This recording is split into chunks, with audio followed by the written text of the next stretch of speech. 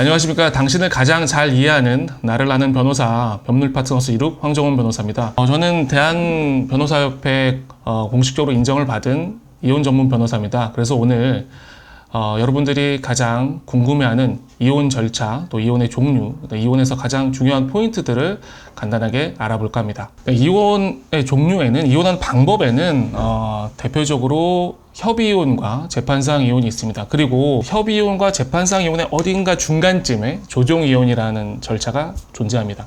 보통 협의이혼부터 말씀을 드리면 우리가 계약을 하듯이 협상을 해서 이혼을 할 것인지 말 것인지, 그 다음에 재산은 어떻게 나눌 것인지, 친권자와 양육권자는 어떻게 할 것인지 모두 협의를 해서 진행을 하게 됩니다.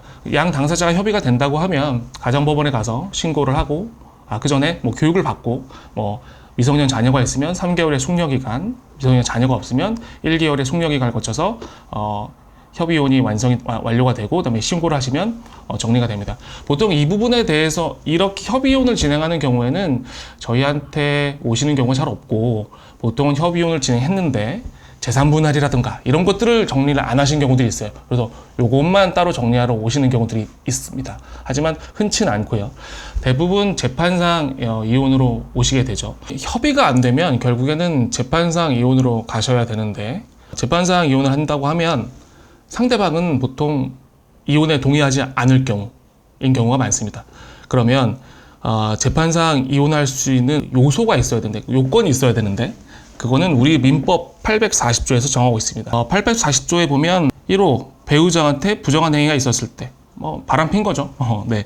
이혼은 배우자가 악의로 다른 일방 유기할 때, 이런 경우가 간혹 있어요. 잘은 없지만 한마디 유기한다는 건 결혼을 해서 남편이 경제적으로 어렵거나, 반대로 아내가 어렵거나, 아니면 아프거나 이렇게 좀 돌봐야 될 부양 의무가 있는데 이거를 무시하고 나몰라라 했을 때입니다. 그 다음에 3번은 배우자 또는 직계존속으로 심히 부당한 대우를 받았을 때, 이거 보통 폭행이 많은 경우가 있어요. 폭행이라든가 심한 욕설. 제가 예전에 했던 사건 중에 결국에는 협의가 돼서 이혼이 잘 됐지만, 남편 배우자께서 저희 이제 아내분을 대리를 했는데 시도 때도 없이 욕설을 하시는 거예요. 그래서 이 아내분께서 녹음을 엄청 길게 하셨어요. 그걸 제가 다 들었는데 저한테 하는 욕이 아닌데도 엄청 고통스럽더라고요. 그래서 이거를 일상적으로 배우자가 듣는다면 저는 요 3호 사유에 해당할 것 같습니다. 4호는 반대로 내 직계존속이 제 배우자로부터 심히 부당한 대우 받았을 때, 그러니까 우리 엄마 아빠가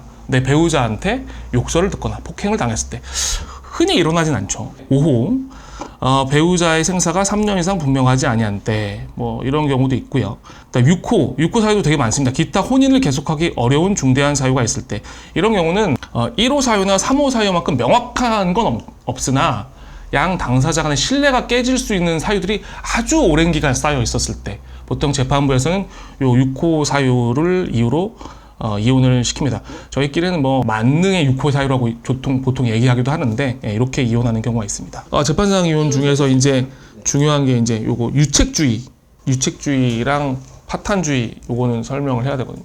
눈치 빠르신 분들은 아실 수도 있는데 840조 보면, 그러니까 잘못한 경우, 일방이 잘못하면 상대방이 이혼을 청구할 수 있게 되는 거예요. 우리나라 민법은, 이 가족법에 있어서 민법은 그 이혼에 있어서 유책주의라는 걸 하고 있습니다. 이게 한자 유책인데, 상대방이 잘못한 게 있으면 그 피해자가 이혼을 청구할 수 있는 걸로 되어 있죠. 근데 이게 유책주의를 표방하는 나라가 몇 없거든요. 대부분 다른 나라들은 파탄주의가 대부분이에요. 파탄주의는 뭐냐? 잘못을 누가 했든지 상관이 없어요. 이미 부부관계가 끝났으면 이 결혼을 지속할 이유가 없다 해서 파탄주의를 보고 있죠. 그러니까 유책주의와 파탄주의가, 그런데 지금 우리나라에서 완전하게 그러면 구분이 되고 있는 것이냐? 또 그렇진 않습니다.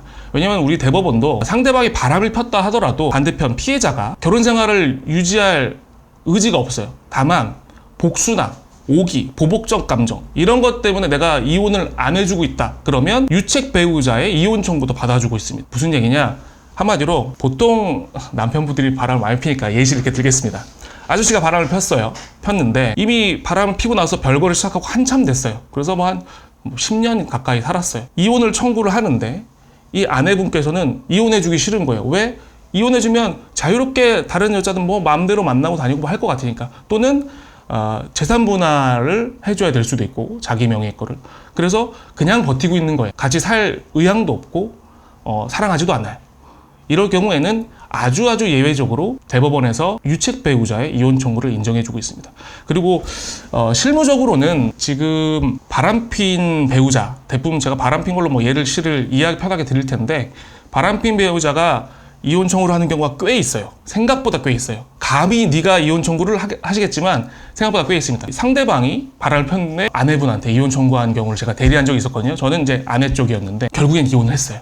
이유가 뭐냐? 계속 못 살겠다고 하는 거예요. 난 너랑 못 살겠다. 난 너랑 못 살겠다. 그리고 이혼 서면에서 계속 이 아내분의 잘못된 점을, 물론 과장이 되게 많죠. 계속 하는 거예요. 그럼 결국에는 정이 떨어져서 헤어지겠다고 해줘요. 그러니까 이게 지금, 그리고 중간에 저희 조정위원이나 판사님들도 알게 모르게 권유를 하는 경우가 있어요. 상대방이 이렇게까지 하는데 사셔야겠습니까?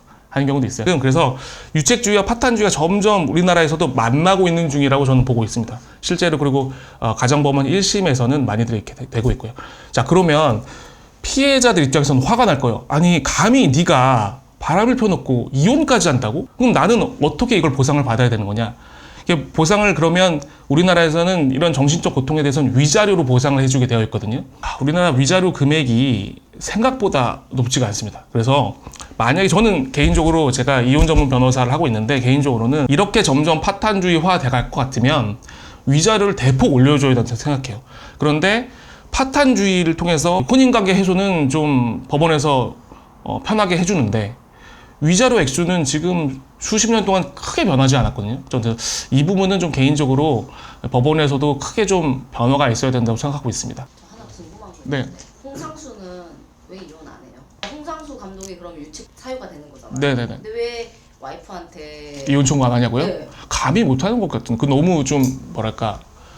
사실은 그 정도 되면 안 받아들여질 거예요. 정말 케이스별로 다른데, 오기나 보복적 감정을 인정하는 경우가 진짜 잘 없어요. 대부분 다 아까 말한 것처럼 지쳐서 떨어져 나가요. 제가 했던 케이스가 뭐냐면 1년 넘게 1심을 했어요. 근데 저희 아줌마 잘못한 거 아무것도 없거든요.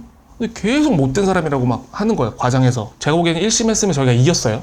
근데 상대방 변호사하고 제가 얘기를 해봤는데, 변호사님, 저한테 홍 변호사님, 저희 1심 패소해도 2심 또 할 겁니다.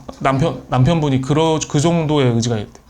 그러니까 뭐 바람핀 여자가 너무 좋은가 봐요. 그러니까 이분이 지쳐 떨어지는 거예요. 아니, 진짜 기다렸거든요. 계속 기다렸는데 남편에 대한 애정도 되게 있었고, 좀 그다음에 자녀들한테 이혼 가정을 만들고 주고 싶지 않다는 게 강해서 있었는데, 결국엔 계속 그렇게 하니까 이혼해 줬어요. 네, 그러면 이제 그 부정행위 했을 경우에 또 위자료가 얼마나 인정되는지, 물론 부정행위 통해서 정신적 고통을 받은 걸 돈으로 환산하기는 좀 어렵지만 어쨌든 보상을 받아야 되니까 우리 법원에서는 돈으로 위자료라는 거를 개념으로 해서 보상을 해주고 있습니다.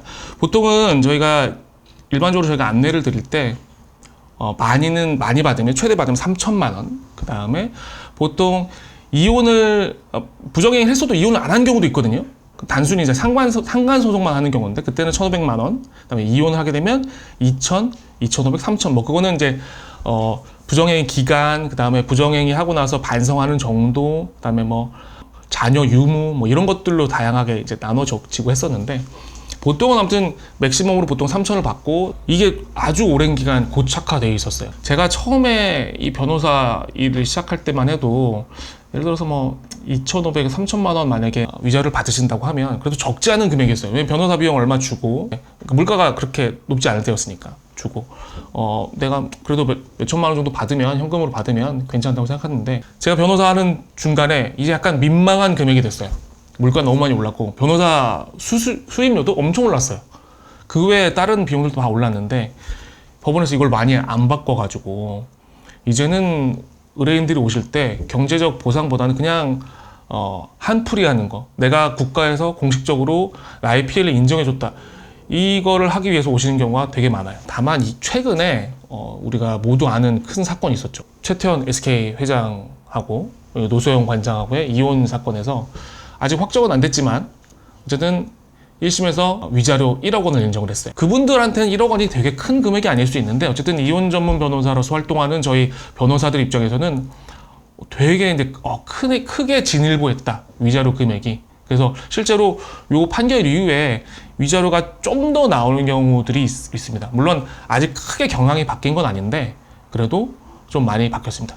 근데 저는 또 개인적으로 아까 말씀드렸다시피 파탄주의화 돼가고 있으면 위자료도 좀 높여야 되는 생각이고, 또 하나는 예전에 우리나라는 간통죄가 있었거든요. 간통죄가 뭐냐면 바람을 피면 옛날에 감옥에 보냈었어요. 뭐 아시는 분들 알 텐데 감옥에 보냈고, 옛날 뭐 코미디 영화에는 뭐 감방에서 예를 들어 넌 뭘로 왔니? 아, 전 사랑으로 들어왔습니다. 뭐 사랑을 해가지고 감옥에 들어왔다. 뭐 이런 표현, 간통죄를 얘기하는 거였죠, 대표적으로. 간통죄가 있었을 때는 어떻게 했냐면, 다시 또 이것도 남편으로 예를 들게요. 남편이 바람 많이 피니까. 저도 남편이라서 좀 이렇게 예를 드는 게 좀 그렇긴 한데, 아무튼 바람 핀 남편이 감옥에 가게 되면 아내가 용서를 해주면 바로 나올 수 있었거든요. 그렇기 때문에 합의금을 형사합의금이죠. 이거는 위자료가 아니라 형사합의금이에요. 그래서 당장 내가 감옥에 구속되어 있으니까 보통 남편하고 상간녀랑 다 구속이 되어 있으니까 두 명의 형사합의금을 받아야 되니까 돈을 많이 받았죠. 그래서 옛날에는, 그래서 법조인들이 아닌 분들은 뭐 위자료랑 형사합의금을 이렇게 혼용해서 쓰니까 그때는 뭐 위자료를 몇 천을 받았다, 1억을 받았다, 이런 얘기가 가능했을 수도 있어요. 그런데 간통죄가 위헌 판결로 없어지면서 민사로 돈으로만 보상받게 된 거예요. 간통죄 없어진 건 저도 찬성을 하거든요. 이게 국민의 애정관계를 형사처벌하는 거는 좀 문제가 있으니까. 그런데 그렇게 없앨 거였으면 위자료를 올렸어야 된다고 생각해요. 왜냐면 바람핀 상대방들은 사실은 돈이 좀 여유가 있으면 그거 주고 그냥 끝내는 거예요. 그런데 피해자들은 가정도 깨지고 돈도 얼마 못 받고 내가 피해를 입었는데 보상을 많이 못 받게 되는, 저는 이 부분도 좀 아까 말한 파탄주의랑 간통죄가 없어진 부분까지 좀 고려해서 금액을 이제는 좀 법원에서 기준을 좀 높여줬으면 하는 마음이 있습니다. 다만 현실적으로 아직까지는 그렇게 높지 않다, 올라가고 있는 추세다, 이렇게 설명을 드릴 수 있을 것 같습니다.